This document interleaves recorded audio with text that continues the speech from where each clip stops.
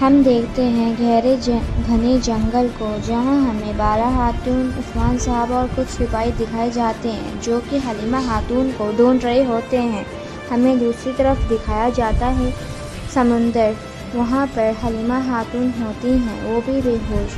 حلیمہ خاتون کو ہوش آتا ہے اور وہ حیران ہو جاتی ہیں، دیکھتی ہیں کہ میں ایک سمندر کے پانی میں ہوں، اور وہ اس پانی سے نکل جاتی ہیں، اور پھر انہیں کچھ آواز سی آنے لگتی ہے۔ وہ پیچھے مڑ کے دیکھتی ہیں تو کچھ چند سپاہی، منگول کے سپاہی ان کے پیچھے آتے ہیں اور انہیں مارنا چاہتے ہیں۔ پھر تبھی حلیمہ خاتون وہاں سے بھاگنے کی کوشش کرتی ہیں، پھر انہیں بچانے کے لیے بیزنطینی سپاہی آ جاتے ہیں اور پھر ان سے مقابلہ کرتے ہیں۔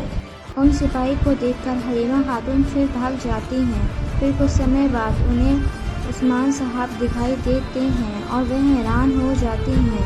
عثمان صاحب کہتے ہیں، رکو میری بیٹی، کہاں جا رہی ہو؟ تم ایسا نہ کرو ہمارے ساتھ۔ مگر حلیمہ خاتون رکتی نہیں، وہ کہتی ہیں، مجھے معاف کرنا بابا، اور وہ وہاں سے چلی جاتی ہیں۔ عثمان صاحب حلیمہ کے پیچھے جا ہی رہے ہوتے ہیں، تبھی منگول آ جاتے ہیں اور عثمان صاحب اکیلا ان سے مقابلہ کرتے ہیں۔ کچھ سمے لڑنے کے بعد وہاں پر ارحان صاحب آ جاتے ہیں۔ عثمان صاحب اور ارحان صاحب دونوں مل کر منگولوں سے شانہ بشانہ لڑ رہے ہوتے ہیں۔ عثمان صاحب اور ارحان صاحب دونوں اکیلے لڑ رہے ہوتے ہیں، وہ بھی بنا تلوار کے، اور پھر کچھ دیر بعد تبھی ان کے سپاہی آ جاتے ہیں اور وہ تیر پھینکتے ہیں۔ وہاں اتنے سپاہیوں کو دیکھ کر منگول وہاں سے بھاگ جاتے ہیں۔ پھر ہم حلیمہ خاتون کو دیکھتے ہیں جو کہ چل رہی ہوتی ہیں، ایک پیڑ سے ٹکرا کے وہ نیچے گر جاتی ہیں، گر کے بے ہوش ہو جاتی ہیں۔ پھر ہمیں بالا خاتون اور صوفیہ چلاتی ہوئی دکھائی جاتی ہیں جو کہ حلیمہ کو چلا رہی ہوتی ہیں، حلیمہ تم کہاں ہو؟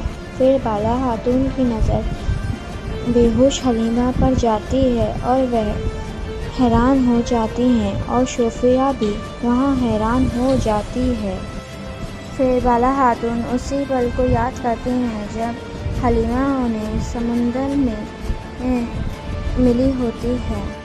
بالا خاتون اور صوفیہ حلیمہ کے پاس بھاگ کر جاتی ہیں اور بالا خاتون حلیمہ کو اپنی گود میں اٹھا لیتی ہیں۔ صوفیہ بھی بڑی حیرانی سے دیکھتی ہے، کیونکہ صوفیہ بھی بہت حلیمہ کو پسند کرتی ہے۔ تبھی عثمان صاحب حلیمہ کے پاس آ جاتے ہیں، حلیمہ کو اٹھانے کی کوشش کرتے ہیں۔ تبھی حلیمہ کو ہوش آتا ہے اور دیکھتی ہے سب کو کہ سب لوگ اس کے پاس ہوتے ہیں، اور بالا خاتون کو بھی بہت خوشی ہوتی ہے کہ حلیمہ زندہ ہے۔